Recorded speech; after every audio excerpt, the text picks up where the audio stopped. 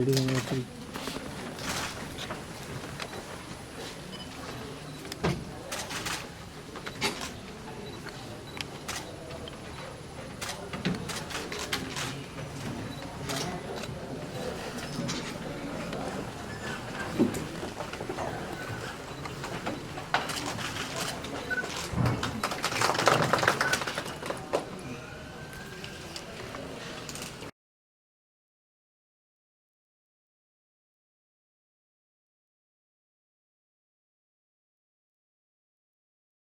बजेटचे जे आपले यावेळेस हायलाईट आहेत ते त्या त्या डिपार्टमेंटला माहिती आहेत.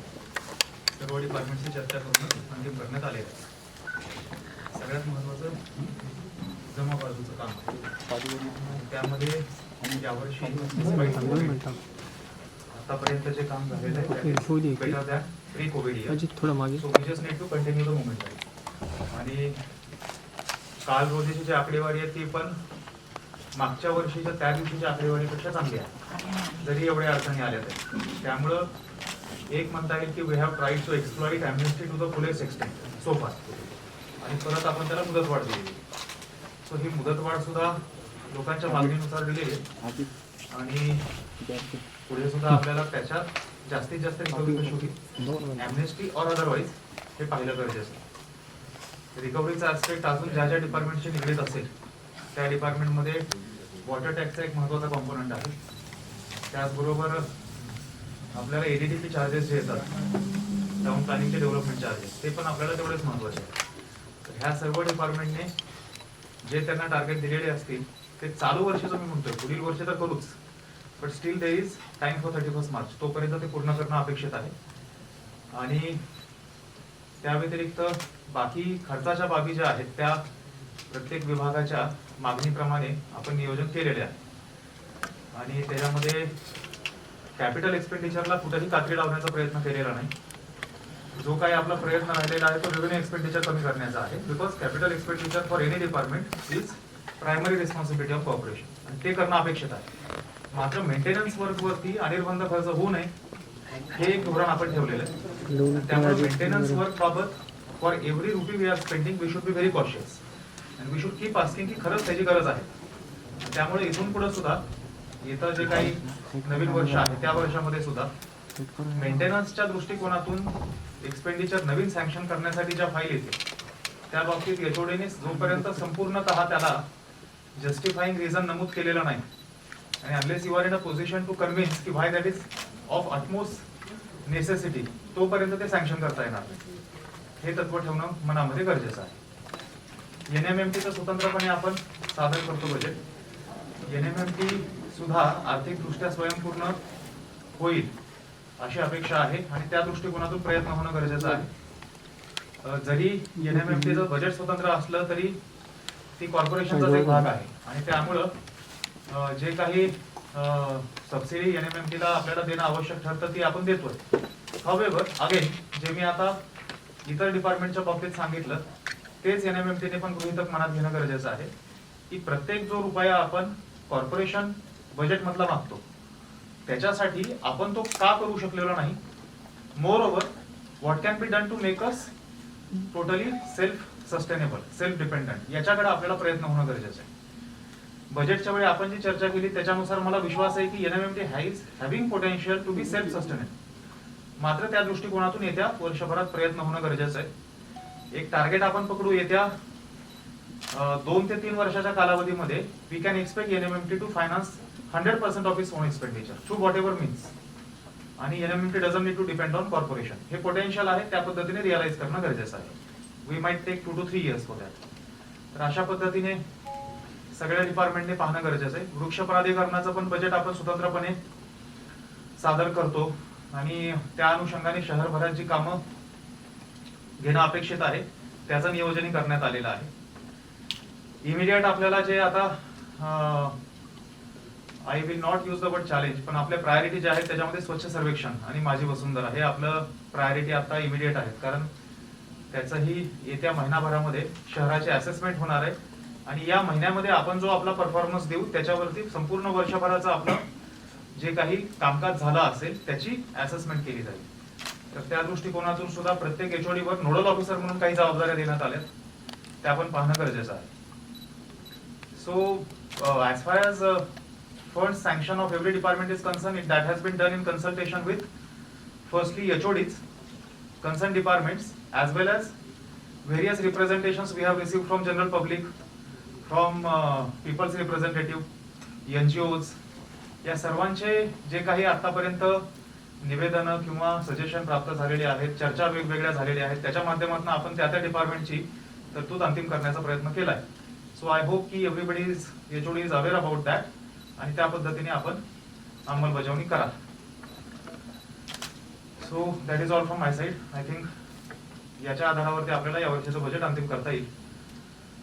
Then will go to press now.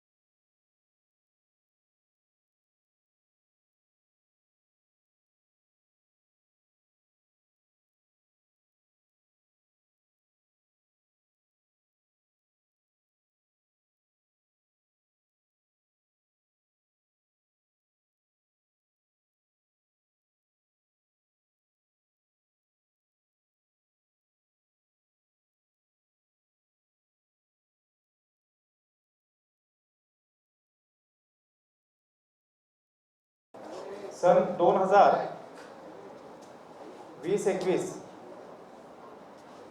या वर्षाचं सुधारित अंदाजपत्रक व सन 2021-22 या वर्षाचं मूळ अंदाजपत्रक आज मी आयुक्त तथा प्रशासक म्हणून सादर केलेला आहे. 2020-21 रोजी या वर्षासाठी माननीय महासभेने जे मूळ अंदाजित केलेलं अंदाजपत्रक होतं ते 4,772 कोटीचं होतं. मला या ठिकाणी नमूद करायला आनंद होतो, चालू वर्षी जे काही चॅलेंजेस आले याची आपणा सर्वांना कल्पना आहे, परंतु डिस्पाइट दोज चॅलेंजेस चालू वर्षीचं जे काही आपलं अंदाजपत्रक आहे, जे माननीय महासभेने अर्थसंकल्पित करून दिलं होतं ते आपण अचीव करू शकतोय. आणि ॲज ऑन 31 मार्च 4,709 या रकमेला आपण हे अंदाजपत्रक क्लोज करतोय.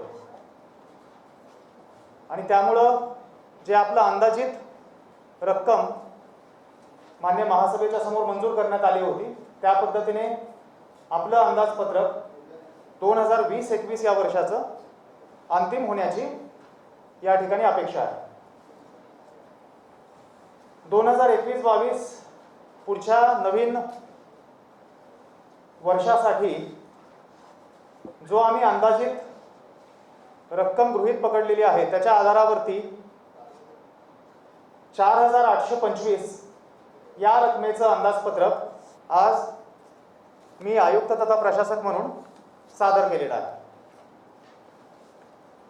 आपणा सर्वांना कल्पना आहे, नवी मुंबई महानगरपालिका किंवा नवी मुंबई शहर याला सूज नियोजित बांधणीचं आधुनिक शहर म्हणून आपण ओळखतो. महानगरपालिकेच्या वतीने ज्या सेवा दिल्या जातात त्याचा दर्जा उत्तम असावा यासाठी वारंवार प्रयत्न महानगरपालिकेच्या वतीने केला जातो. विविध सेवांच्या बाबतीमध्ये राष्ट्रीय, राज्य आणि इव्हन आंतरराष्ट्रीय पातळीवरती ज्या महानगरपालिकेने सेवा दिलेल्या आहेत त्याची दखल वेळोवेळी घेण्यात आली. वेळोवेळी पुरस्कारही महानगरपालिकेला प्राप्त झाले. स्वच्छ भारत अभियान अंतर्गत स्वच्छ सर्वेक्षणची एक मानाची स्पर्धा आहे राष्ट्रीय पातळीवरची. त्याच्यामध्ये सुद्धा महानगरपालिकेने फक्त शहराचंच नव्हे तर राज्याची मान उंचावेल अशा पद्धतीने परफॉर्मन्स आतापर्यंत दिलेला आहे. 2020-21 या वर्षाबाबत मी उल्लेख केला की हे वर्ष सर्वांसाठीच कठीण होतं. कोविड-19चा एक अभूतपूर्व असा सामना आपल्याला करावा लागला आणि अजूनही आपण तो करतोय.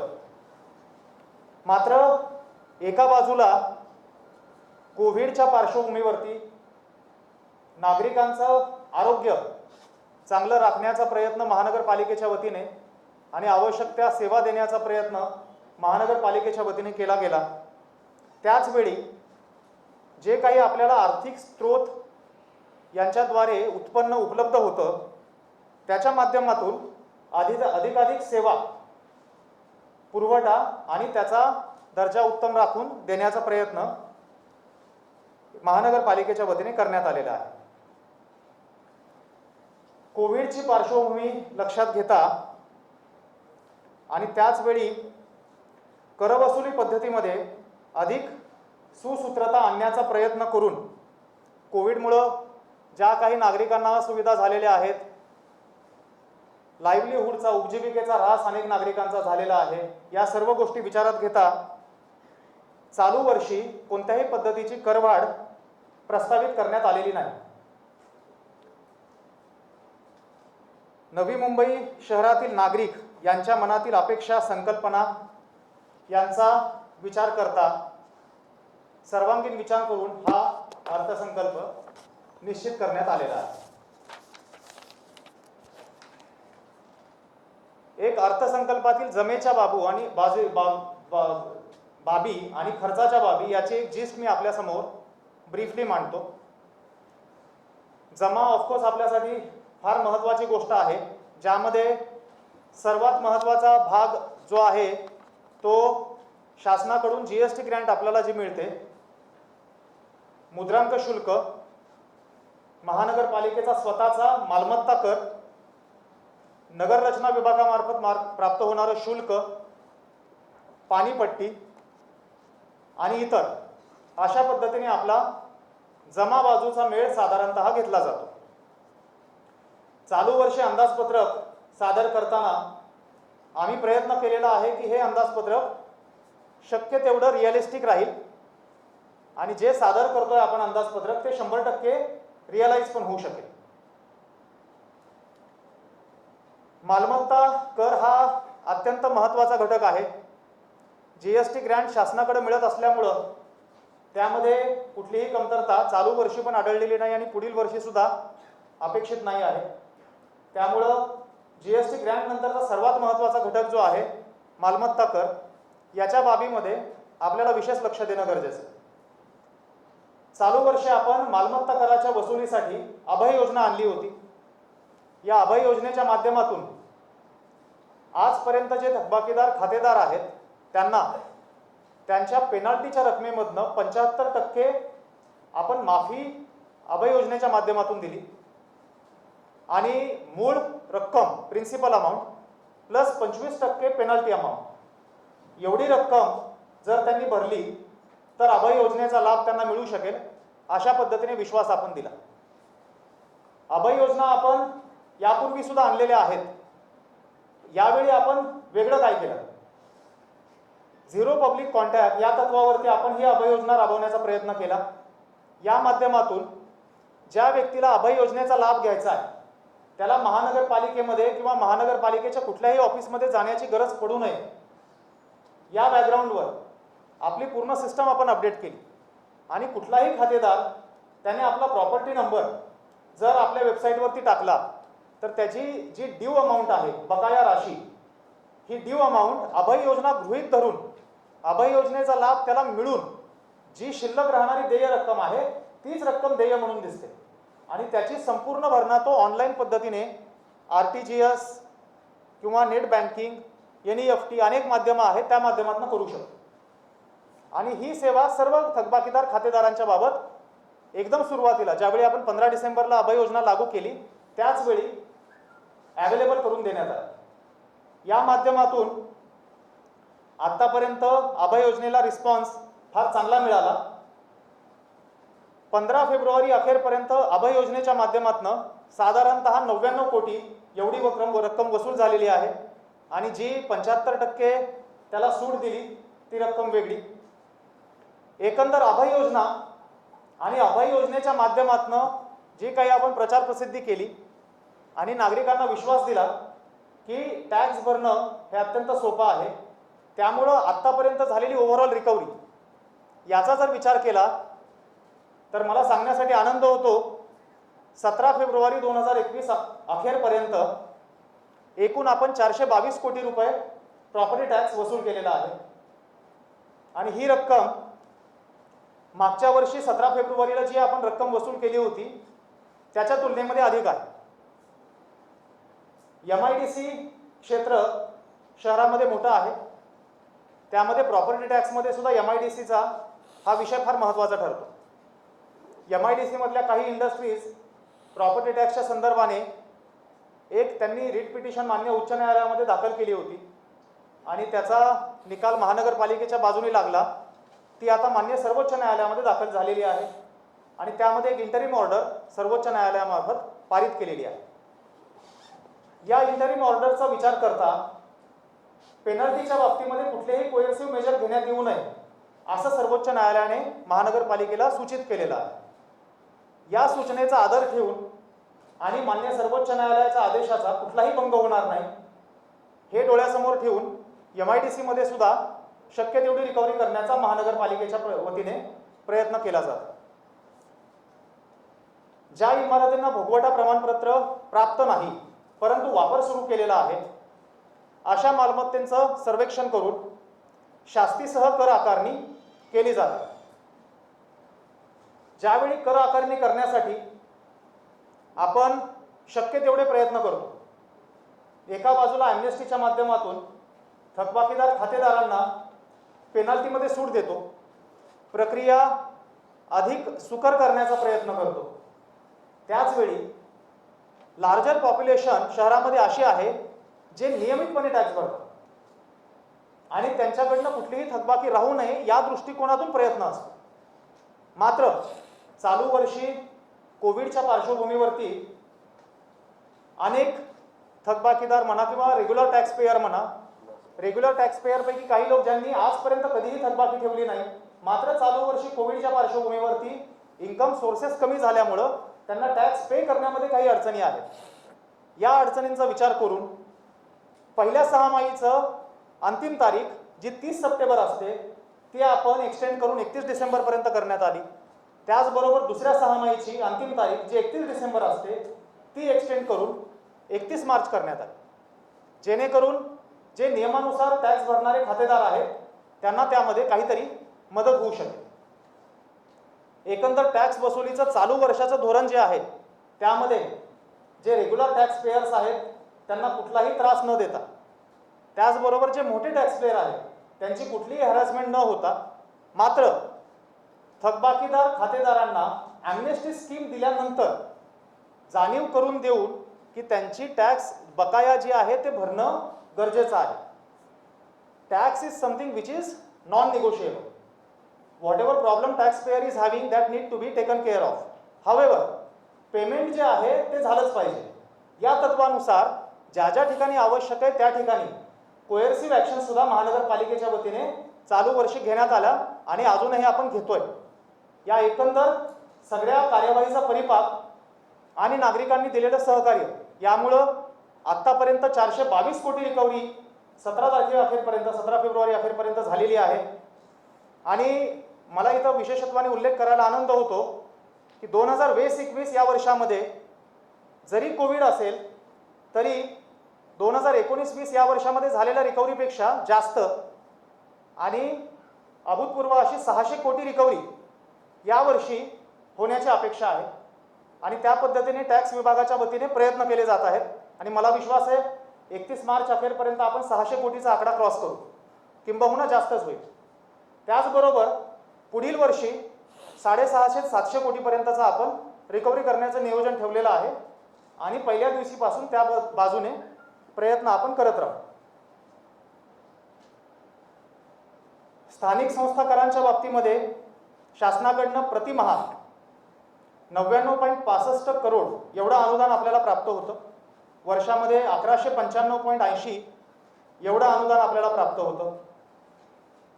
2021-22 या वर्षामध्ये 8% वाढ गृहीत धरून GST ग्रँटच्या माध्यमातून 1291.46 कोटी एवढं अनुदान अपेक्षित आहे. GST ग्रँटच्या बाबतीमध्ये जी प्रलंबित प्रकरणं आहेत त्याच्या बाबतीमध्ये सुद्धा टॅक्स विभागाच्या माध्यमातून हिअरिंग आयोजित करून कालबद्ध प्रोग्राम आयोजित करून साधारणतः जून-जुलैपर्यंत सर्व प्रलंबित प्रकरणं निकाली काढणं, जेणेकरून जीएसटी मधली LBT मधली सुद्धा जी टॅक्सची काही प्रकरणं अजूनही प्रलंबित आहेत त्यातूनही एक मार्ग निघू शकेल आणि आपण पुढे जाऊ शकू. नगररचना विभागाच्या मार्फत रिकव्हरीसाठी 200 करोडचं टार्गेट त्यांना देण्यात आलेलं आहे. मला विश्वास आहे की ते आपण पूर्ण करू.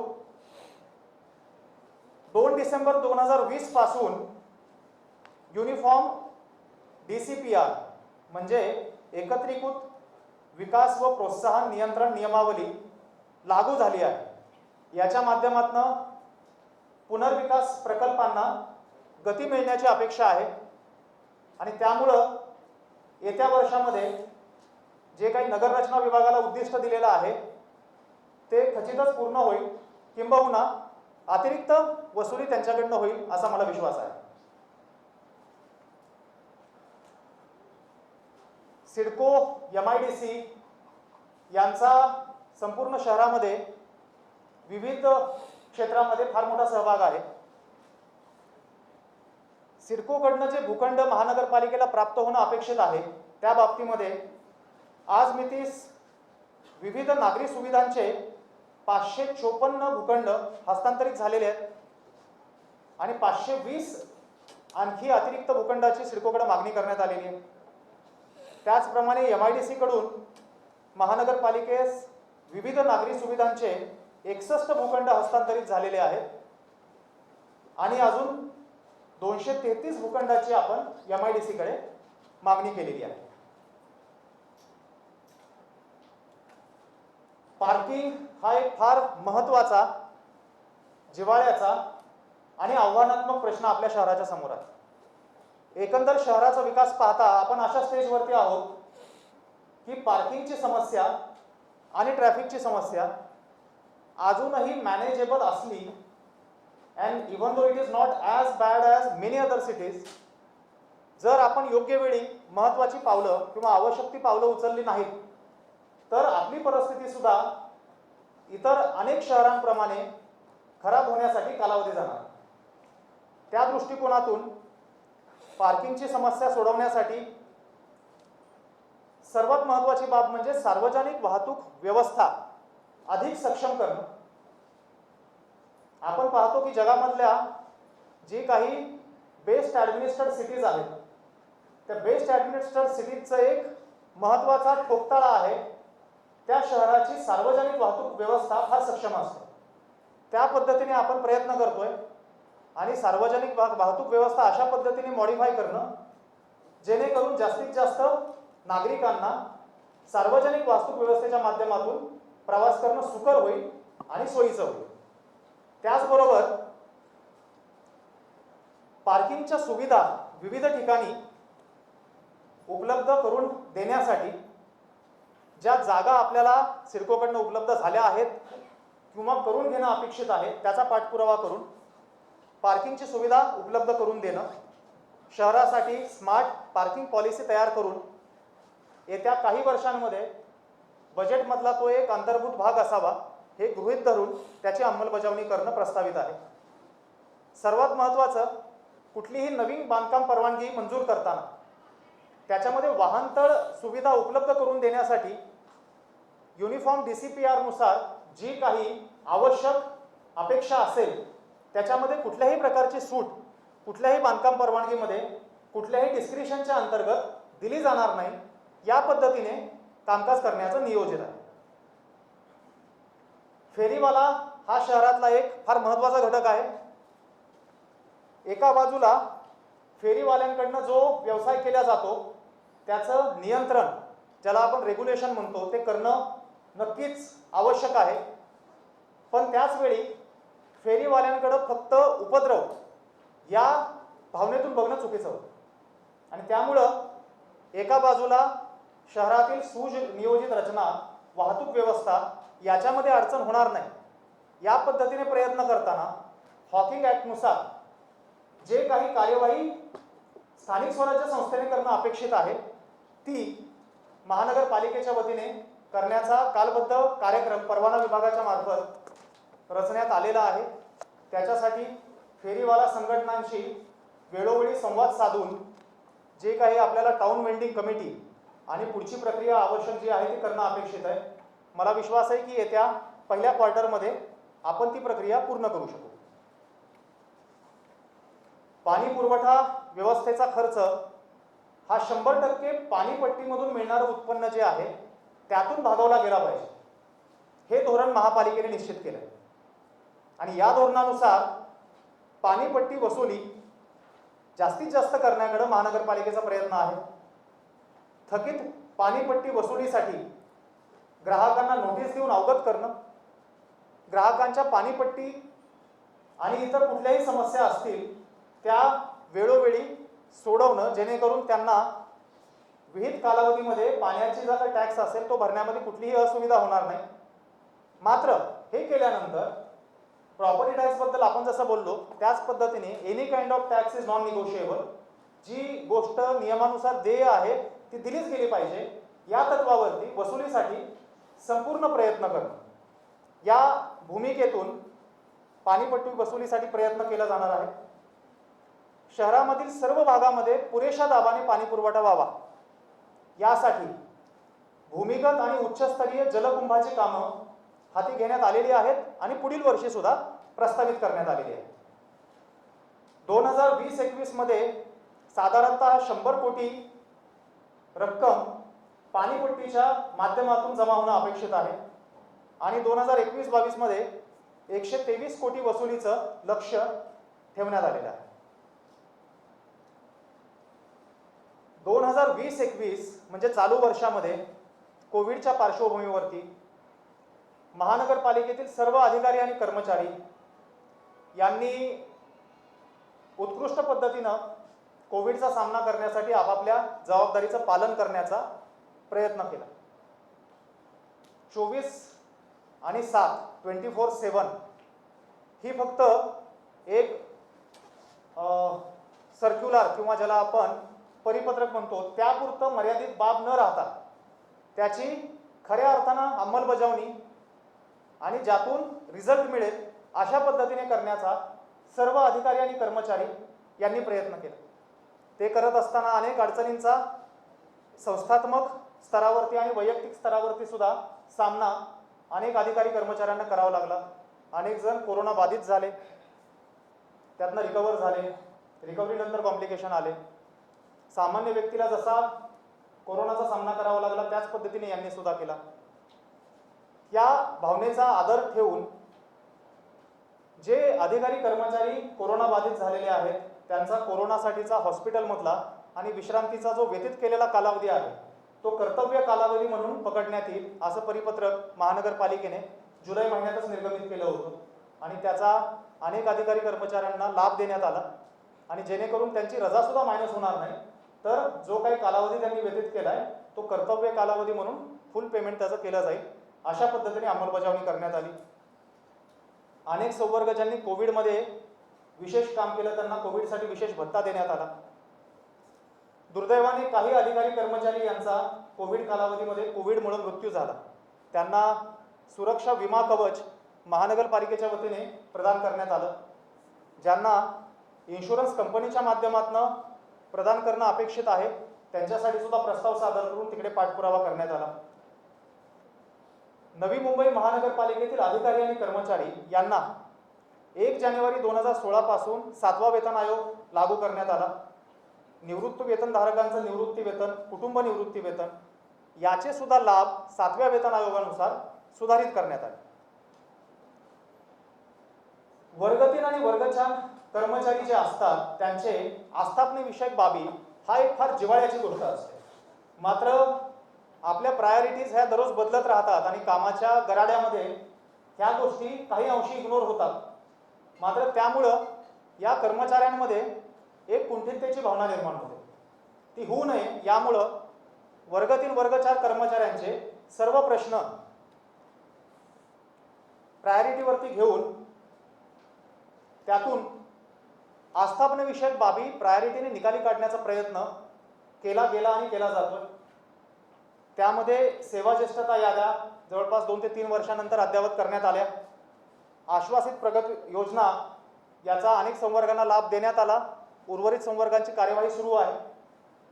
आणि पदोन्नती याचा सुद्धा लाभ हा सर्व संवर्गातील कर्मचाऱ्यांना कसा मिळेल यासाठी आता संवर्गनिहाय कार्यवाही प्रशासन विभागाच्या मार्फत सुरू आहे.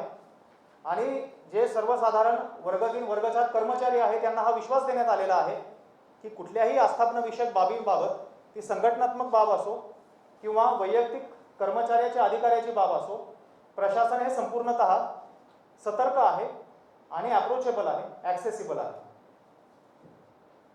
खर्चाच्या बाबी ज्या महानगरपालिकेच्या आहेत त्यामध्ये सगळ्या विभागांचा आपण या ठिकाणी विचार केलेला आहे. जी काही सिक्वेन्सिंग आहे ती सिक्वेन्सिंग प्रायोरिटीनुसार नाही तर ती अनुषंगिक आहे. अभियांत्रिकी विभागाच्या माध्यमातून शहरामध्ये चांगल्या क्वालिटीचे रस्ते उपलब्ध व्हावेत, खड्डेमुक्त रस्ते उपलब्ध व्हावेत आणि याच्यामध्ये 1% सुद्धा कॉम्प्रोमाइज केलं जाऊ नये यासाठी अभियांत्रिकी विभागाला वारंवार सूचना देण्यात आलेल्या आहेत. जो मागच्या वर्षीचा पावसाळा होता त्यामध्ये आपण पूर्ण प्रयत्न केला की शहरातील मोठ्या रस्त्यापासून छोट्यातल्या छोट्या रस्त्यापर्यंत एकही रस्ता खड्डेमुक्त राहायला नको. आणि त्यामध्ये जे अनुभव आले त्या पार्श्वभूमीवर येत्या पावसाळ्याच्या पूर्वी सुद्धा त्याच पद्धतीने तयारी करण्याचं नियोजित आहे. पदपथ आणि गटारे ही सुद्धा रस्त्याची एक फार महत्त्वाची अंग आहे. या सर्वांसाठी आपण 588 कोटीची तरतूद चालू वर्षी पुढच्या वर्षी प्रस्तावित केलेली आहे. यामध्ये TTC औद्योगिक क्षेत्रामध्ये काही आपण सुविधा उपलब्ध करून देणं अपेक्षित आहे आणि त्या ठिकाणी जे काही रस्त्यांचं काँक्रिटीकरण करणं प्रस्तावित आहे त्याचाही समावेश करण्यात आलेला आहे. शहरामध्ये वाहतूक कोंडी होऊ नये याच्यासाठी विविध ठिकाणी स्ट्रॅटेजिक लोकेशनला उड्डाणपूल बांधणं अपेक्षित आहे. त्यासाठी चालू वर्षी 99 कोटी रुपयाची तरतूद आणि आवश्यकतेप्रमाणे अधिक तरतुदीची व्यवस्था करण्यात आलेली आहे. दिवाबत्ती सुधार या लेखाशीर्षाअंतर्गत 59 कोटी रुपयाची तरतूद करण्यात आलेली आहे. सिग्नल सिंक्रोनायझेशन ही एक फार महत्त्वाची बाब इंटिग्रेटेड ट्रॅफिक मॅनेजमेंट सिस्टममध्ये असते. त्यामध्ये इंटिग्रेटेड ट्रॅफिक मॅनेजमेंट पुरतं मर्यादित न राहता ॲडॅप्टिव्ह ट्रॅफिक मॅनेजमेंट करण्याचा प्रयत्न महानगरपालिकेच्या वतीने केला जातो. त्याच्यासाठी पाम बीच रस्त्यावरती एक पायलट प्रोजेक्ट आपण येत्या काही दिवसामध्ये अंमलबजावणी करण्याचा प्रयत्न करतोय आणि त्याचा परफॉर्मन्स अनुभव पाहून इतर रस्त्यांमध्ये सुद्धा तो एक्सटेंड करण्याचं नियोजन आहे. जेणेकरून एका बाजूला सिग्नल सिंक्रोनायझेशनमुळं जे काही बेनिफिट पर्यावरणाच्या दृष्टिकोनातून मिळणार आहेत ते तर मिळतीलच, पण त्याचवेळी ओव्हर स्पीडिंगमुळे होणारे जे ॲक्सिडेंट असतात ते टाळण्यासाठी या सिग्नल सिंक्रोनायझेशनचा आपल्याला फायदा होऊ शकतो. त्याची तरतूद आवश्यक प्रमाणे केलेली आहे. पर्यावरणाच्या दृष्टिकोनातून ज्या आपल्या दहनभूमी किंवा स्मशानभूमी आहेत त्याच्यामध्ये सुद्धा प्रत्येक प्रशासकीय प्रभागामध्ये प्रत्येक ॲडमिनिस्ट्रेटिव्ह वॉर्डमध्ये कमीत कमी एक विद्युत किंवा गॅस वाहिनी असावी. या पद्धतीने येत्या वर्षामध्ये प्रयत्न केला जाणार आहे आणि त्यासाठी आवश्यक ती तरतूद बजेटमध्ये ठेवण्यात आलेली आहे. नॅशनल क्लीन एअर प्रोग्राममध्ये महानगरपालिकेचं पार्टिसिपेशन आहे आणि या प्रोग्रामसाठी सुद्धा आवश्यक तरतूद ठेवण्यात आलेली आहे. महानगरपालिका क्षेत्रातील युवकांना मुलांना चांगल्या प्रकारची मैदानं क्रीडा संकुल उपलब्ध व्हावीत यासाठी भरीव तरतूद उपलब्ध करून देण्यात आलेली आहे.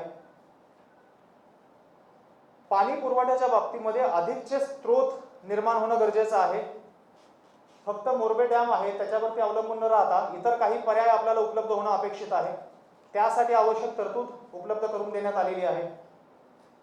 मोरबे धरणाचं पाणी हे संपूर्ण महानगरपालिका कार्यक्षेत्रामध्ये पोहोचणं गरजेचं आहे. विशेष करून दिघा भागामध्ये अजूनही ते पाणी पोहोचू शकलेलं नाही. याच्यासाठी पाईपलाईनच्या कामाची जी अडचण होती ती मागच्या 1.5 महिन्यामध्ये आम्ही दूर केली आणि त्यातून मे अखेरपर्यंत हे पाईपलाईनचं काम पूर्ण होऊन दिघ्यापर्यंत मोरबे धरणाचं पाणी पोहोचू शकेल असा आमचा प्रयत्न राहील. वॉटर ऑडिट करून एकंदर महानगरपालिका क्षेत्रामधलं जे नॉन रेव्हेन्यू वॉटर असतं जे चोरीच्या स्वरूपात असू शकेल किंवा ज्या ठिकाणी पाणी कनेक्शन दिलेले आहेत परंतु आपल्या कलेक्शनच्या नेटवर्कमध्ये ते आलेले नाही असे सर्व कनेक्शन टॅप करून रिकव्हरी जास्तीत जास्त होईल याकडे महानगरपालिकेचा प्रयत्न राहणार. गावठाण क्षेत्र झोपडपट्टी क्षेत्र या ठिकाणी मलनिस्सारण वाहिनी टाकणे आणि ज्या सेकंडरी टर्शरी मलनिस्सारण वाहिन्या आहेत त्या मुख्य मलनिस्सारण वाहिनीला जोडणे हा एक फार जिव्हाळ्याचा प्रश्न आहे. आज रोजी नवी मुंबई महानगरपालिकेमध्ये सिवर लाईनचं नेटवर्क इतर अनेक शहरांच्या तुलनेत चांगलं असलं तरी जो अजूनही कव्हर न झालेला भाग आहे त्याला येत्या काही वर्षांमध्ये कालबद्ध पद्धतीने कव्हर होणं अपेक्षित आहे. त्यासाठी आवश्यक ती तरतूद ठेवण्यात आलेली आहे. प्रक्रियायुक्त सांडपाणी जे आहे आपल्याला एक अभिमान असला पाहिजे की आपल्या शहरामध्ये जे पण सांडपाणी निर्मिती होते ती 100% सांडपाणी आपण प्रक्रिया करतो, मात्र ते सांडपाणी आपण खाडीमध्ये सोडतो. तर ते प्रक्रियायुक्त सांडपाणी जे आहे ते खाडीमध्ये न सोडता त्याचा जर आपण पुनर्वापर करू शकलो त्याच्यासाठी उद्याने त्याच्यानंतर सार्वजनिक शौचालय रस्ते दुभाजक इतर सुशोभित जागा याच्यासाठी ते पाणी देणं कन्स्ट्रक्शन साईट आहेत याच्यावरती पाणी देणं यासाठी प्रयत्न केला जात आहे. टर्शरी ट्रीटमेंट प्लांट कोपरखैरे आणि ऐरोलीमध्ये आपण अमृत योजनेच्या अंतर्गत प्रस्तावित केले ज्याची कामं 31 मार्चला 1 आणि 31 मेला 1 अशा पद्धतीने पूर्ण करण्याचा आपला प्रयत्न आहे. यातून 40 MLD पाणी हे टर्शरी ट्रीटमेंट करून उपलब्ध होणार आहे, 40 मिलियन लिटर पर डे. आणि हे पाणी आपण MIDC ला उपलब्ध करून देण्याचा प्रयत्न करतोय, जेणेकरून MIDC साठी आपण आपल्या धरणातलं जे पाणी देतो त्याचीही बचत होऊ शकेल आणि खऱ्या अर्थाने सांडपाण्याचा पुनर्वापर, ज्याचं धोरण 2017 साली शासनाने शासन निर्णयाच्या माध्यमातून निर्गत केलं, त्या पद्धतीने होऊ शकेल.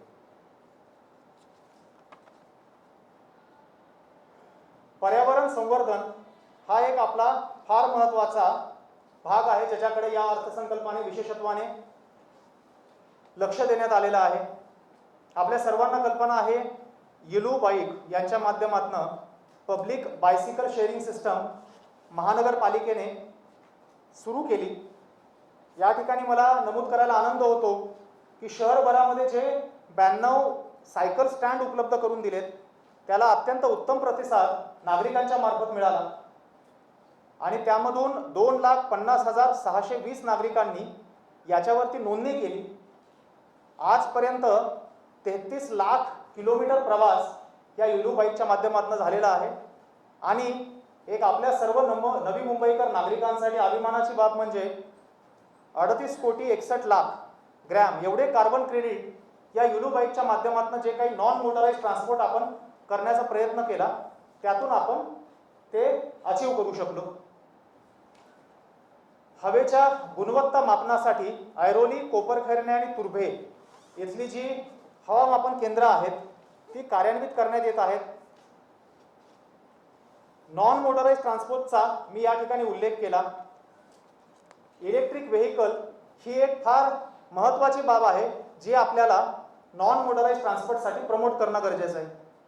यावर्षी अर्थसंकल्पाच्या माध्यमातून एक नाविन्यपूर्ण बाब म्हणून एकंदर नवी मुंबई शहर प्रदूषणमुक्त व्हावं यासाठी आणि महानगरपालिकेने फक्त प्रीच करणं अपेक्षित नाही तर प्रॅक्टिस करणं अपेक्षित आहे, या भावनेतून अधिकारी वर्गाकरता यापुढे जी काही वाहनं घेतली जातील ती इलेक्ट्रिकल वाहनं घेण्यासाठी आपण आवश्यक ती तरतूद तर करतच आहोत, परंतु डिझेल व्हेकल त्याची कॅपिटल कॉस्ट आणि 10 वर्षाचा मेंटेनन्स जर लक्षात घेतला आणि त्या तुलनेत इलेक्ट्रिक व्हेकलची कॅपिटल कॉस्ट आणि त्याचा 10 वर्षाचा मेंटेनन्स लक्षात घेतला तर नक्कीच पर्यावरणासाठी होणारा बेनिफिट तर आहेच, पण त्याचबरोबर आपल्याला ती फायनान्शियल कॉस्टच्या दृष्टिकोनातून सुद्धा परवडणारी बाब आहे. आणि त्यामुळं या प्रस्तावासाठी आवश्यकता पडली तर शासनाची मान्यता घेणं प्रस्तावित आहे आणि या प्रस्तावाची अंमलबजावणी करण्याचा महानगरपालिकेचा प्रयत्न राहील. त्याचबरोबर शहरामध्ये चार्जिंग स्टेशनचं जाळं उभारणं आवश्यक आहे. इलेक्ट्रिकल व्हेकल एका बाजूला जर महानगरपालिका स्वतः बसेसच्या व्यतिरिक्त अधिकारी, मान्य पदाधिकारी यांच्या वाहनासाठी सुद्धा घेण्याचा जर विचार करत असेल तर चार्जिंग स्टेशन फक्त आपण आपल्या महानगरपालिकेसाठी सुरू करणं अपेक्षित नाही, सर्वसामान्य नागरिकांमध्ये सुद्धा इलेक्ट्रिकल व्हेकलचा प्रसार झाला पाहिजे. याच्यासाठी चार्जिंग स्टेशन संपूर्ण शहरामध्ये उपलब्ध करून देण्यासाठी महानगरपालिकेच्या वतीने प्रयत्न केला जातोय. त्याच्यासाठी आवश्यक तरतूद तर ठेवलेलीच आहे आणि ती प्रक्रिया सुद्धा येत्या काही दिवसांमध्ये पूर्ण होणं अपेक्षित आहे. घनकचरा व्यवस्थापन हा एक फार महत्त्वाचा अंग स्वच्छतेच्या दृष्टिकोनातून आपण पाहतो. आपल्या सर्वांना कल्पना आहे, आता आपण स्वच्छ सर्वेक्षण 2021 साठी संपूर्ण प्रयत्न करत आहोत. शहराचं स्वरूप सुधारण्याचा प्रयत्न करत आहोत आणि शहराचं जे काही मानांकन आहे ते देशामध्ये अव्वल राहावं यासाठी प्रयत्न करत आहोत. ज्या काही प्रायोरिटीज आपण सर्वांनी स्वच्छ सर्वेक्षणसाठी पकडणं अपेक्षित आहे त्यामध्ये एक 3 गोष्टी असतील, ज्या 3 गोष्टी प्राधान्याने पाहणं अपेक्षित आहे. एक आहे डोर टू डोर कलेक्शन 100% असणं गरजेचं आहे, जी महानगरपालिकेची जबाबदारी. दुसरं 100% ॲट सोर्स सेग्रिगेशन असणं गरजेचं आहे, जी स्थानिक रहिवाशांची जबाबदारी. आणि तिसरं 100% ॲट सोर्स प्रोसेसिंग असणं गरजेचं आहे. Now when I say 100% at source processing that is very difficult to achieve, पण टप्प्याटप्प्याने त्या दृष्टिकोनातून आपण प्रवास करणं अपेक्षित. So 100% door to door collection, 100% at source segregation आणि शक्य तेवढं जास्तीत जास्त ॲट सोर्स प्रोसेसिंग, म्हणजे ओला कचरा आम्हाला गोळा करण्याची गरज पडायला नको, ज्या ज्या ठिकाणी शक्य त्या ठिकाणी त्याचं कंपोस्टिंग झालं पाहिजे. ह्या 3 गोष्टी जर आपण अचीव केल्या तर चौथी याच्या अनुषंगाने येणारी गोष्ट जी आहे ती आहे बिल फ्री सिटी. म्हणजे आपलं शहर एक कचरा कुंडी मुक्त शहर 100% होऊ शकेल. या जर गोष्टी झाल्या तर आपल्या शहराला देशामध्ये अव्वल येण्यासाठी कोणीही रोखू शकत. त्या दृष्टिकोनातून प्रयत्न करण्यासाठी महानगरपालिका आवश्यक सर्व बाबी त्यामध्ये आपण अवलंबित करत आहोत आणि नागरिकांना सुद्धा त्यासाठी आवाहन करत आहोत. त्यांच्या माध्यमातून सुद्धा चांगला रिस्पॉन्स मिळत आहे. स्वच्छ भारतच्या अंतर्गत ग्रीन सोल किंवा प्लास्टिक मॅन यासारख्या नाविन्यपूर्ण कल्पना महानगरपालिकेने यापूर्वी राबवल्या, त्या आपण अजूनही कंटिन्यू करत आहोत. निसर्गातील पृथ्वी, वायू, जल, अग्नी आणि आकाश या पंचतत्वांसोबत जीवन पद्धती अंगीकारण्यासाठी आणि जैव विविधतेचं रक्षण करण्यासाठी माझी वसुंधरा अभियान शासनाच्या माध्यमातून 2 ऑक्टोबर 2020 ते 31 मार्च 2021 पर्यंत राबवलं जात आहे. या अंतर्गत विविध उपक्रम महानगरपालिकेच्या वतीने केले जात आहेत. याचाच एक भाग म्हणून महानगरपालिकेने विविध जागी हरित पट्टे निर्माण करण्याचं नियोजित केलेलं आहे. मला इथं अभिमानाने नमूद करावं असं वाटतं की निसर्ग उद्यानामध्ये महानगरपालिकेच्या वतीने 40,000 वृक्ष लागवडीच्या माध्यमातून एक अर्बन फॉरेस्ट निर्माण करण्याचा प्रयत्न केला जातोय. ह्या 40,000 वृक्ष लागवडीमध्ये आणखी एक नमूद करण्यासारखी बाब म्हणजे एकही झाड हे एक्झॉटिक नसणार आहे. 100% इंडिजिनस स्पेसीज असतील आणि मियावाकी पद्धतीचा अवलंब केल्यामुळं येत्या 12 ते 15 महिन्यामध्ये ही झाडं 15 फुटापेक्षा जास्त वाढ होणं अपेक्षित आहे. आणि या माध्यमातून एक अर्बन फॉरेस्टची जी काय आपली संकल्पना आहे त्याचा अवलंब आपल्या शहरामध्ये केला जाईल. आज रोजी या 40,000 पैकी 20,000 झाडांची लागवड झालेली आहे आणि ही लागवड संपूर्णतः CSR फंडातून महानगरपालिकेचा एकही रुपया खर्च न करता आपण करत आहोत. त्याचबरोबर मियावाकी पद्धतीचा अवलंब फक्त निसर्ग उद्यानापुरता मर्यादित न ठेवता आपल्या महानगरपालिकेचं मुख्यालय, त्याचबरोबर शहरातील अनेक ट्रॅफिक आयलंड या ठिकाणी सुद्धा करण्याचा प्रयत्न करतोय, ज्यातून क्लीन एअर प्रोग्रामचा मी उल्लेख केला होता. एअर पोल्युशन मिटिगेशनसाठी ही एक फार महत्त्वाची बाब आहे, ती आपण करू शकतो. आपली जी प्रोसेसिंग साईट आहे, ज्या ठिकाणी आपल्या सायंटिफिक लँडफिल आहे तुर्भ्यामध्ये, त्या ठिकाणी सुद्धा स्थानिक रहिवाशांना तिथे जो कचरा लँडफिल साईटवरती इनर्ट टाकलं जातं ते क्लोज होईपर्यंत दुर्गंधीचा सामना करावा लागतो. त्या ठिकाणी मियावाकीचा वापर जर केला तर एक आपण नैसर्गिक अडसर निर्माण करू शकतो. त्याचाही विचार आपण या ठिकाणी तो ऑप्शन एक्सप्लोर करत आहोत. स्वच्छ भारत अभियानाअंतर्गत नवी मुंबई महानगरपालिकेला 2018 आणि 2019 करता 30 कोटी बक्षिसाची रक्कम मंजूर करण्यात आली आहे शासनाच्या वतीने. त्यापैकी 15 कोटी रुपये आपल्याला आतापर्यंत प्राप्त झालेले आहेत. हागणदारी मुक्तमध्ये आपण ODF++चं मानांकन यापूर्वीच मिळवलेलं आहे. यावर्षी आपण वॉटर प्लस जे हायेस्ट दर्जाचं मानांकन आहे ते मिळवण्याचा प्रयत्न करतो. त्याचबरोबर APMC मध्ये जो कचरा जमा होतो आणि हॉटेल वेस्ट जे जमा होते म्हणजे रेस्टॉरंट वेस्ट, याच्या माध्यमातून बायो CNGचे 150 TPD म्हणजे 150 मेट्रिक टन पर डे या कॅपॅसिटीचा प्लांट प्रस्तावित करण्यात आलेला आहे.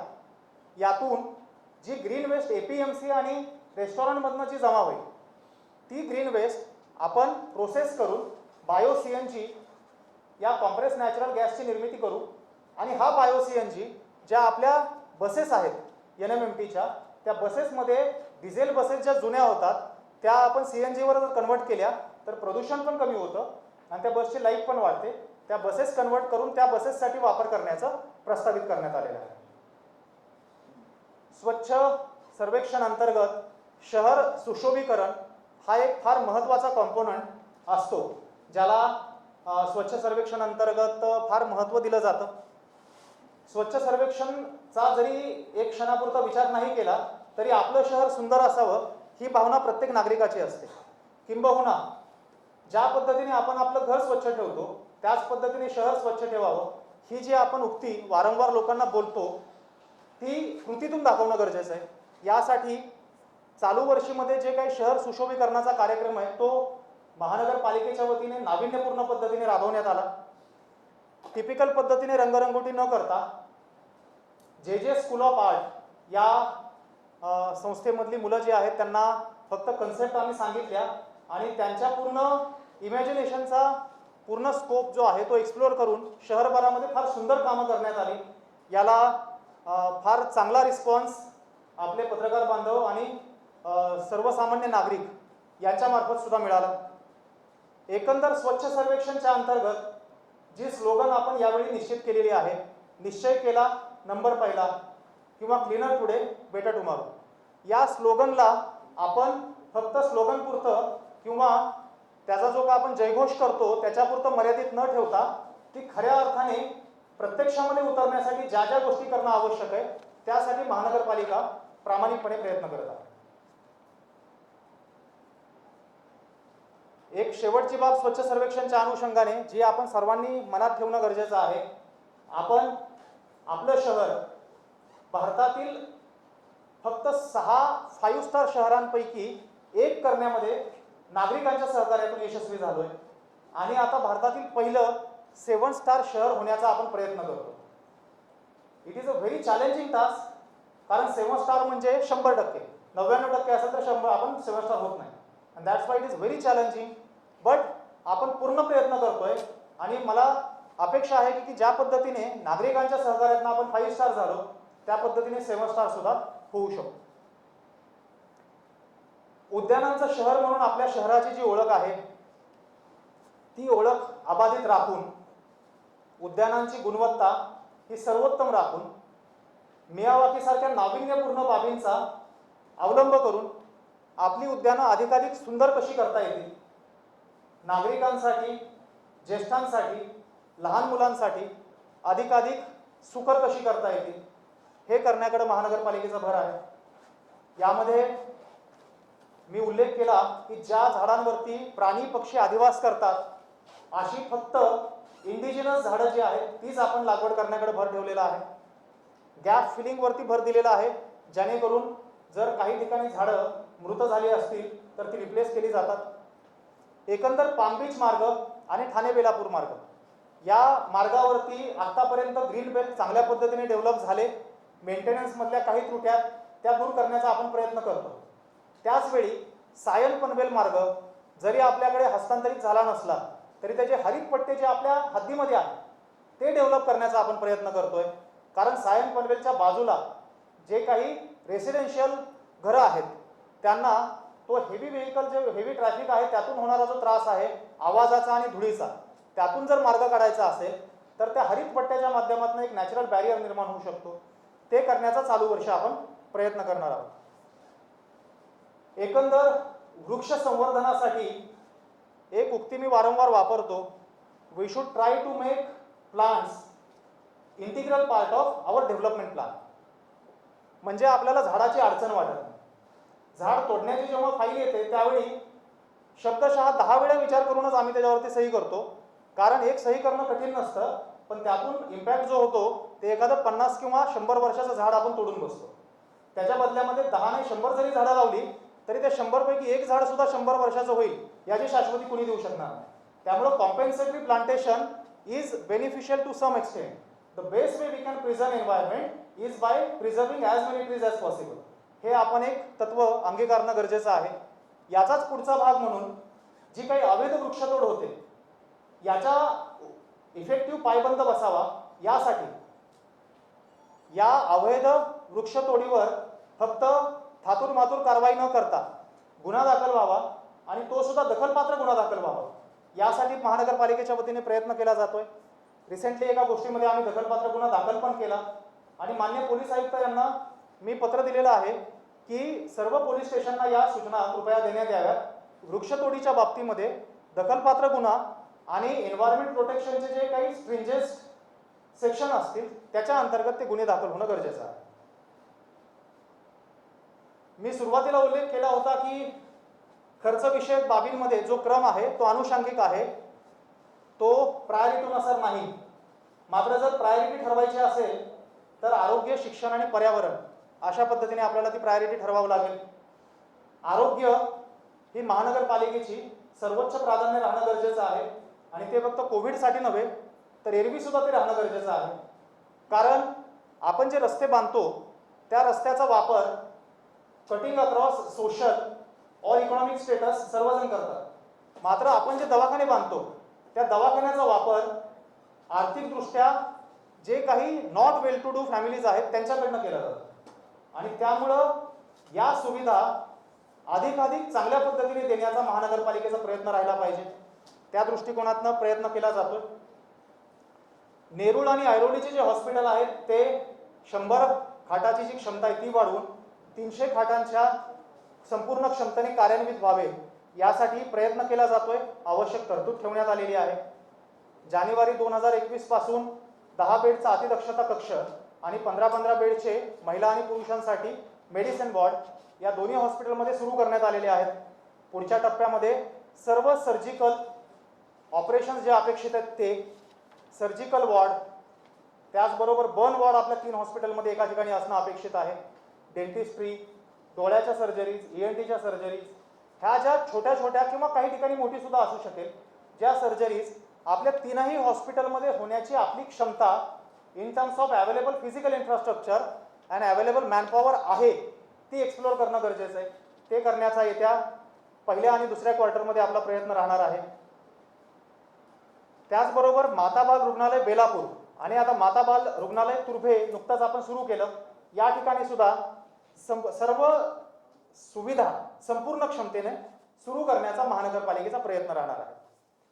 आपणाला कल्पना आहे की महानगरपालिकेतील वाशी, ऐरोली आणि नेरूळ या रुग्णालयामध्ये उपचारासाठी जे रुग्ण येतात त्यांना सर्व प्रकारची औषधं रुग्णालयातून निशुल्क मिळावीत यासाठी प्रिस्क्रिप्शन फ्री योजना आपण कार्यान्वित केली आहे.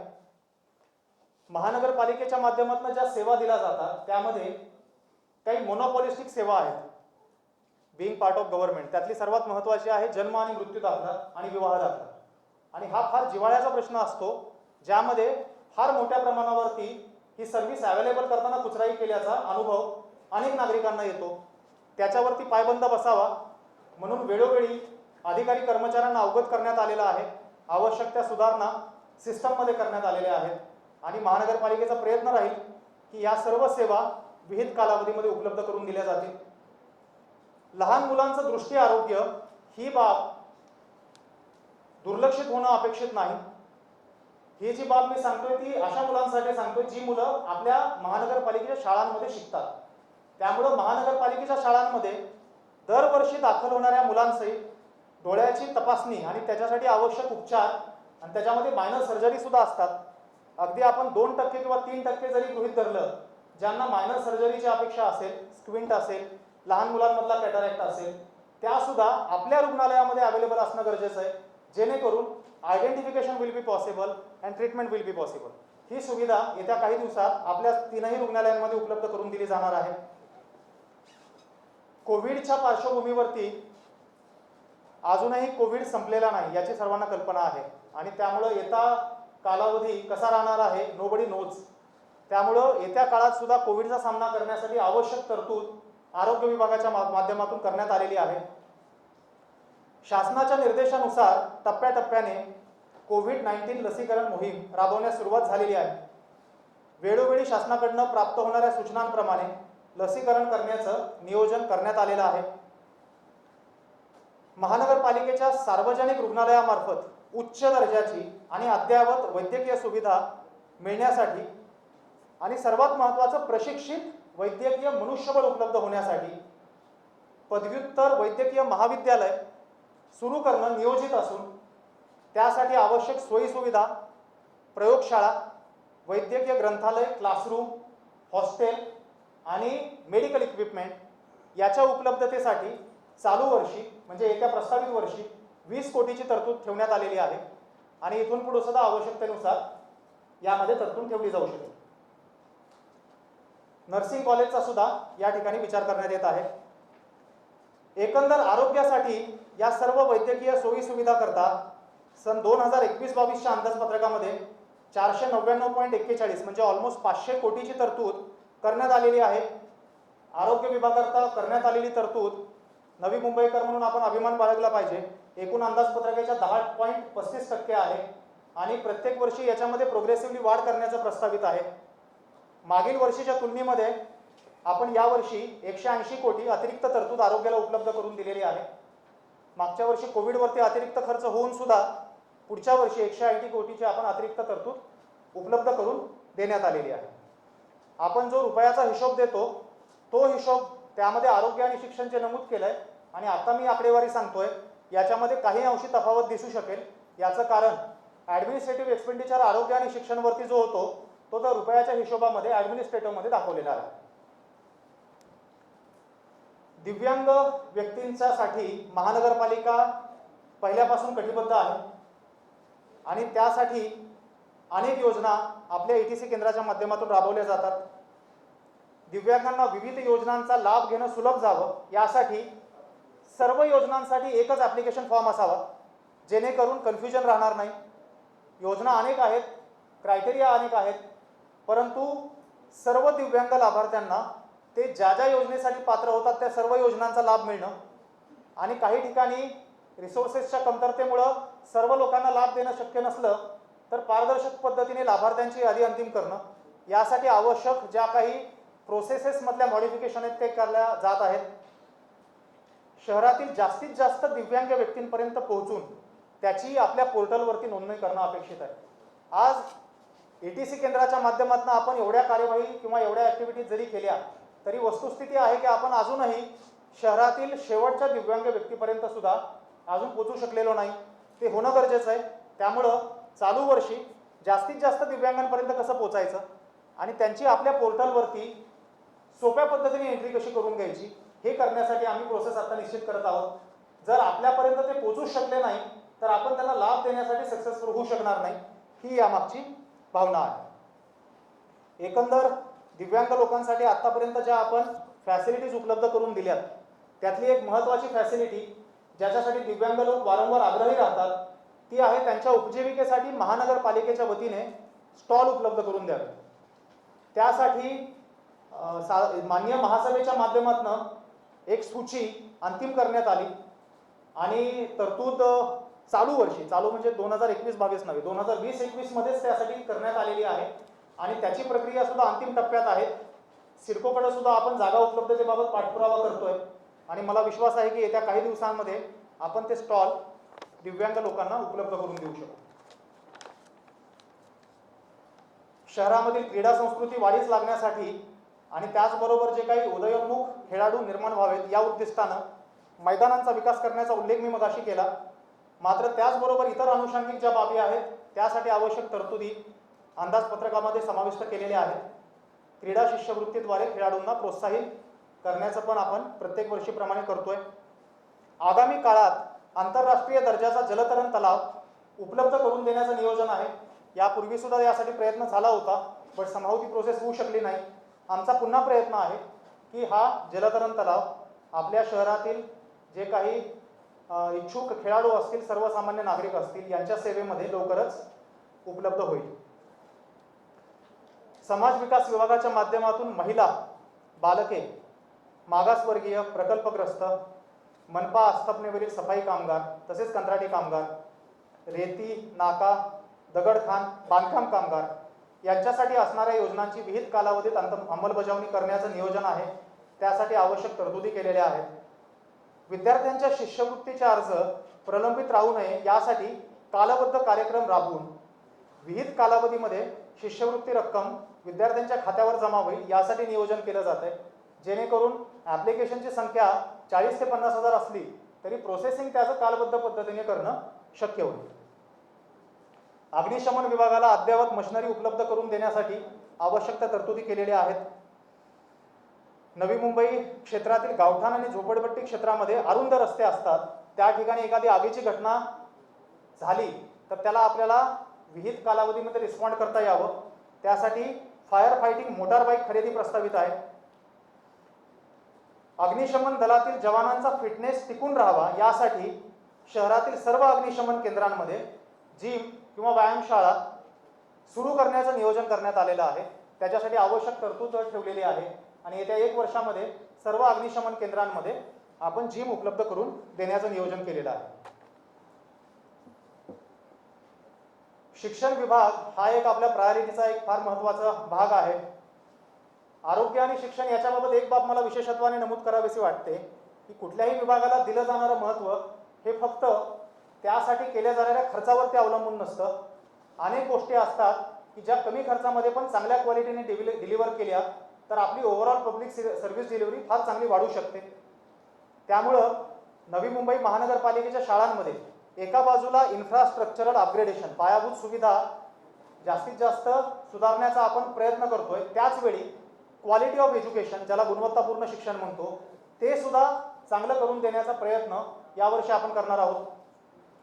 नवी मुंबई महानगरपालिकेतील शाळांच्या शिक्षकांचं अध्यापन अधिकाधिक प्रभावी, मुलांमध्ये त्याची ॲक्सेप्टेबिलिटी वाढवण्यासाठी रंजक व्हावं यासाठी आणि अध्यापनाचा दर्जा उंचावण्यासाठी शिक्षकांची प्रशिक्षणं जी प्रोफेशनल पद्धतीने घेतली जातील, ज्यामध्ये नामांकित NGO ज्या आहेत त्यांचं पार्टिसिपेशन घेतलं जाईल. ई लर्निंग सारखी माध्यम आहेत ज्याचा वापर केला जाईल, ते प्रस्तावित आहे. शाळा इमारती ज्या ज्या ठिकाणी आवश्यक आहे किंवा अतिरिक्त वर्ग खोल्या ज्या ठिकाणी आवश्यक आहे त्या ठिकाणी प्रस्तावित करण्यात आलेला आहे. सर्वच अध्ययन अनुभव हा 4 भिंतीच्या आतमध्ये देता येत नाही. शैक्षणिक सहली हा एक फार महत्त्वाचा भाग आहे जो प्रत्येक शाळेमधील ठराविक इयत्तेमधील मुलांना आणि 100% मुलांना मिळणं आवश्यक आहे. कारण शैक्षणिक सहलीच्या माध्यमातून ज्या काही आपल्या विचाराच्या, ज्ञानाच्या आणि अनुभवाच्या कक्षा रुंदावतात ते वर्गामध्ये शिक्षण घेऊन होऊ शकत नाही. त्यासाठी विशेषत्वाने अतिरिक्त तरतुदीचं नियोजन केलेलं आहे आणि महानगरपालिका शाळेत शिक्षण घेणाऱ्या ठराविक वयोगटातील सर्व मुलांना शैक्षणिक सहलीचा लाभ घेता येईल अशा पद्धतीने प्रयत्न केला जाणार आहे. शिक्षण विभागासाठी 2021-22 या अंदाजपत्रकामध्ये 287.72 कोटी एवढी तरतूद केली होती आणि ही एकूण अंदाजित रकमेच्या 5.96 म्हणजे ऑलमोस्ट 6% एवढी रक्कम आहे आणि मागील वर्षीपेक्षा 33.19 कोटींनी ती तरतूद जास्त आहे. शिक्षण विभागातील अजून एक महत्त्वाची बाब म्हणजे आपल्या विद्यार्थ्यांना जे शिक्षण मिळतं त्याची गुणवत्ता तपासण्यासाठी लर्निंग आउटकम सर्व्हे करण्याचं प्रस्तावित करण्यात आलेलं आहे. आपल्याला कल्पना असेल की आसर या संस्थेच्या माध्यमातून संपूर्ण देशातील जिल्हा हे युनिट पकडून हा सर्वे केला जातो, परंतु जिल्ह्याच्या आधारे आपल्या महानगरपालिकेतील शाळेमध्ये शिक्षण घेणाऱ्या मुलांचा गुणवत्ता विषयक जे काही आपल्याला इम्प्रूव्हमेंट करण्याचे इनपुट आहेत त्याचं कन्क्लुजन काढता येत नाही. म्हणून आपल्या महानगरपालिकेसाठी स्वतंत्र लर्निंग आउटकम सर्वे आणि त्यातून जे इनपुट मिळतील त्या माध्यमातून शिक्षकांचं प्रशिक्षण आणि मुलांसाठीचे अतिरिक्त प्रशिक्षण वर्ग हे करण्याचं नियोजन आहे. परिवहनचाही स्वतंत्रपणे अर्थसंकल्प आज सादर करण्यात आलेला आहे. 2020-21 या वर्षासाठी 223 कोटी या रकमेला तो अर्थसंकल्प अंतिम करण्यात आला. 2021-22 मध्ये 379 करोड हा अर्थसंकल्प प्रस्तावित करण्यात येत आहे. फेम 2 या योजनेअंतर्गत 100 इलेक्ट्रिक बसेस महानगरपालिकेमध्ये लवकरच उपलब्ध होतील. मार्च महिन्यापर्यंत चालू वर्षी 30 बसेस आणि ऑगस्टपर्यंत उर्वरित 70 बसेस उपलब्ध होणं अपेक्षित आहे. त्या व्यतिरिक्त इतर 50 इलेक्ट्रिक बसेस सुद्धा ज्याला आपण रिसेंटली मान्यता दिली ते मिळणं अपेक्षित आहे. परिवहन उपक्रमाच्या 100% बसेस या इलेक्ट्रिक किंवा CNG यावरती करणं हे आपलं परिवहन उपक्रमाचं एक उद्दिष्ट आपण पुढच्या काही वर्षांसाठी निश्चित करत आहोत. परिवहन उपक्रमाच्या माध्यमातून आज शहरामध्ये जेव्हा 500 बसेस रस्त्यावरती धावतात तेव्हा या बसेस जर डिझेलवरती असतील तर शहरामध्ये होणाऱ्या वायू प्रदूषणामध्ये फार मोठी भर आपल्या बसेसच्या माध्यमातून घातली जाते. ते होऊ नये म्हणून 100% बसेस या आयदर इलेक्ट्रिक किंवा CNG वरती असाव्यात हे धोरण निश्चित करून टप्प्याटप्प्याने त्या दृष्टिकोनातून अंमलबजावणी करण्यासाठी महानगरपालिकेच्या वतीने प्रयत्न केला जाणार आहे. परिवहन उपक्रम हा संपूर्णतः स्वावलंबी होणं गरजेचं आहे. जे काही 379 कोट्याचं आपण यावर्षी अर्थसंकल्प प्रस्तावित केला 2021-22 सॉरी, त्यामध्ये महानगरपालिकेमधून NMMTला 150 कोटी रुपये उपलब्ध करून देणं प्रस्तावित आहे.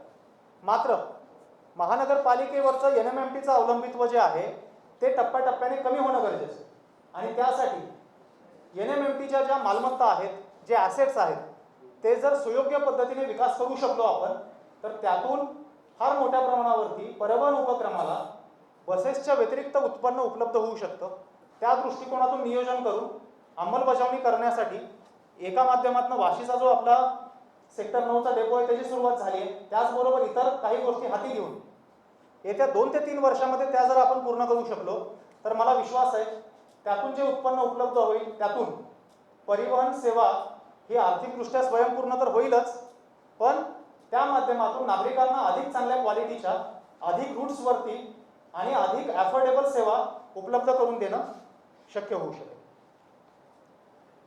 आपत्ती व्यवस्थापन हा एक फार महत्त्वाचा भाग शहर नियोजनाच्या अनुषंगाने असतो. त्यासाठी आवश्यक तरतूद उपलब्ध करून देण्यात आलेली आहे. मी आता माझ्या अर्थसंकल्पाविषयी जे ब्रीफिंग आहे त्याच्या शेवटाकडे येतो. एकंदर हा जो अर्थसंकल्प आहे हा नागरिक केंद्रित अर्थसंकल्प असून सर्वसामान्य नागरिकाच्या महानगरपालिकेकडून शहराकडनं काय अपेक्षा आहेत आणि कोणत्या क्वालिटीची सर्व्हिस त्यांना अपेक्षित आहे हे डोळ्यासमोर ठेवून हा अर्थसंकल्प बनवण्यात आलेला आहे. जर मी मगाशी प्रायोरिटी बाबत बोललो त्याबद्दल तुम्ही विचाराल तर आरोग्य, शिक्षण आणि पर्यावरण ह्या 3 विभागांना केंद्रित करून या अर्थसंकल्पाची निर्मिती केलेली आहे. त्याचवेळी इतर अनेक बाबी असतात ज्या ह्या 3 विभागाच्या व्यतिरिक्त परंतु शहर नियोजनाच्या दृष्टिकोनातून किंवा सेवा देण्याच्या दृष्टिकोनातून अत्यावश्यक असतात. त्यामध्ये कुठलाही खंड पडणार नाही अशा पद्धतीने तरतुदी उपलब्ध करून दिलेल्या आहेत. जनतेच्या मनामध्ये असणारी नवी मुंबई महानगरपालिकेची प्रतिमा अधिक सकारात्मक करण्यासाठी महानगरपालिकेच्या वतीने जाणीवपूर्वक प्रयत्न केले जातात आणि त्यामुळं मी टॅक्सबाबत जे बोललो, झिरो पब्लिक कॉन्टॅक्ट हे तत्व शक्य त्या बाबींमध्ये वापरून महानगरपालिका किंवा वॉर्ड ऑफिसपर्यंत न येता चांगल्या क्वालिटीची सेवा त्यांना कशी उपलब्ध करून दिली जाऊ शकेल आणि गव्हर्नन्समध्ये इम्प्रूव्हमेंट कशी केली जाऊ शकेल हे पाहण्याकडं महानगरपालिकेचा प्रयत्न राहणार आहे. महानगरपालिका प्रशासनामध्ये आयुक्तांपासून ते कर्मचाऱ्यांपर्यंत, शेवटच्या कर्मचाऱ्यांपर्यंत प्रत्येक अधिकारी कर्मचारी यांनी सामान्य जनतेच्या ज्या काही अडचणी असतात, समस्या असतात त्या जाणून घेण्यासाठी ॲक्सेसिबल उपलब्ध असणं आवश्यक आहे. महानगरपालिकेमध्ये जर जावंच लागलं तर आपलं काम तर प्रलंबित राहणार नाही, उलट आपल्याला तत्पर सेवा मिळेल हा विश्वास लोकांमध्ये निर्माण होईल. अशा पद्धतीने कामकाज होणं अपेक्षित आहे. याच्यासाठी आम्ही प्रयत्न करत आहोत. अर्थसंकल्प निर्माण करताना एक मूलभूत तत्व ज्याचं पालन करण्यात आलेलं आहे, शासनाच्या कामकाजाची कार्यकक्षा कितीही विस्तृत असली तरी एक गोष्ट लक्षात ठेवणं गरजेचं आहे. शासनाचं अस्तित्व जे आहे ते गरजू आणि त्याचबरोबर आर्थिक आणि सामाजिकदृष्ट्या जे काही मागास वर्ग आहेत त्यांच्यासाठी आहे आणि त्या जाणीवेतून कुठलीही योजना आखताना किंवा त्याची अंमलबजावणी करताना याकडे दुर्लक्ष होणार नाही या पद्धतीने आपण प्रयत्न करतोय. जेंडर डायमेन्शन फार महत्त्वाची बाब आहे ज्याचा उल्लेख न करता अर्थसंकल्प अंतिम करणं हे चुकीचं होईल. त्यामुळं कोविडमुळं जे काही आपण एकावेळी बोलतो की सर्वसामान्य जनतेवरती काही इम्पॅक्ट झाला त्याचासुद्धा जर आपण जेंडर डायमेन्शन पाहायला गेलो तर महिला प्रवर्गावरती झालेला इम्पॅक्ट हा स्वतंत्रपणे अभ्यास करणं अपेक्षित आहे. तो कोविडचा विषय झाला, बट ओव्हरऑल ज्या सुविधा आपण प्रोव्हाइड करतो त्यामध्ये महिला केंद्रित ज्या सुविधा आहेत त्याकडे थोडंही दुर्लक्ष होणार नाही. हे करण्याकडं महानगरपालिकेचा भर असणार आहे. आर्थिक शिस्तीच्या बाबतीमध्ये आपल्याला एक अभिमानाची बाब जी म्हणता येईल, सलग 6व्या वर्षी राष्ट्रीय स्तरावरील जी मान्यताप्राप्त संस्था आहे इंडिया रेटिंग अँड रिसर्च, या संस्थेने महानगरपालिकेला AA+, स्टेबल हे रेटिंग दिलेलं आहे. मात्र हे रेटिंग टिकवणं पण तेवढंच गरजेचं आहे आणि त्यामुळं हा अर्थसंकल्प प्रस्तावित करताना एका बाजूला भांडवली खर्च जो अत्यावश्यक आहे त्याला अतिरिक्त किंवा आवश्यकतेप्रमाणे अधिक निधी उपलब्ध करून देण्याचा प्रयत्न केला आहे. त्याचवेळी महसुली खर्च ज्याला रेव्हेन्यू एक्सपेंडिचर म्हणतो तो पूर्णतः नियंत्रणामध्ये असणे आपल्याला गरजेचं आहे आणि तो नियंत्रणात ठेवण्यासाठी सर्व विभागांच्या माध्यमातून प्रयत्न केले जातील याची दक्षता घेण्यात आलेली आहे. नवी मुंबई महानगरपालिकेचा सन 2021-22चा अंदाज तयार करण्यासाठी मुख्य लेखा वित्त अधिकारी, त्यांचे सर्व सहकारी सर्व विभाग प्रमुख यांचा मौलिक हातभार लागला आहे. आगामी वर्षात या अंदाजपत्रकाची अंमलबजावणी करण्यासाठी नागरिकांना दर्जेदार सेवा सुविधा पूर्ततेसाठी सर्व विभाग प्रमुख, सर्व अधिकारी कर्मचारी आणि येणारे सर्व सन्माननीय लोकप्रतिनिधी कार्यरत राहतील याची संपूर्ण दक्षता महानगरपालिकेच्या वतीने घेतली जाईल. आजवरच्या नवी मुंबई शहराच्या विकासामध्ये आणि जे काही नावलौकिक आपल्याला मिळू शकतं यामध्ये सर्व सन्माननीय लोकप्रतिनिधी, सर्व सन्माननीय नागरिक, सर्व सन्माननीय पत्रकार बांधव, प्रसार माध्यम, सर्व अधिकारी कर्मचारी यांचा महत्त्वाचा वाटा आहे. यापुढील काळामध्ये तो अधिकाधिक वृद्धिंगत व्हावा यासाठी विशेष प्रयत्न केले जात आहेत आणि केले जाणार आहेत. सर्वेपी सुखिनः सन्तु हे जे आपलं ब्रीद वाक्य आहे, या ब्रीद वाक्याला साजेसं काम हे सर्व महानगरपालिकेतील अधिकारी कर्मचारी यांच्या वतीने व्हावं आणि लोकाभिमुख आणि नागरिक हिताय किंवा नागरिक केंद्रित कामकाज व्हावं यासाठी महानगरपालिका कटिबद्ध राहील याची आपल्या माध्यमातून सर्व नागरिकांना मी हमी देतो. आणि मागील वर्षीचं उद्दिष्ट पूर्ती करणारं साधारणतः 2020-21 या वर्षाचं आणि 2021-22 या वर्षासाठीचं 4,825 कोटी या रकमेचा अर्थसंकल्प आयुक्त तथा प्रशासक म्हणून या ठिकाणी मी सादर आणि मंजूर केलेला आहे आणि त्याची माहिती आपल्यासमोर सादर केली. धन्यवाद.